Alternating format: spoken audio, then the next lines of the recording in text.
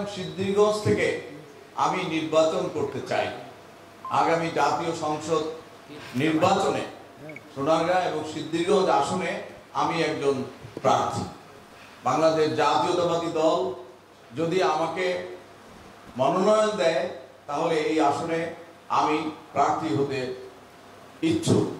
এই বার্তাটি আমি আপনাদের মাধ্যমে জনগণের কাছে পৌঁছে দিতে চাই।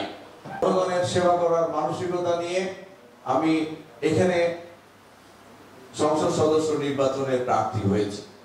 এই প্রেক্ষাপটটা আমি আপনাদেরকে তুলে ধরলাম যে আপনাদের সবার কাছে হয়তো এই প্রশ্নটা নিশ্চয়ই আছে যে আমি কেন এখানে আবার নতুন করে আসলাম, এখানে তো অনেক প্রার্থী আছে।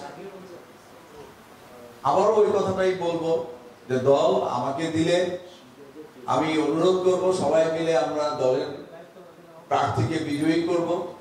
আবার দল যাকেই দেখ আমরা সবাই মিলে তাকেই নির্বাচিত করব।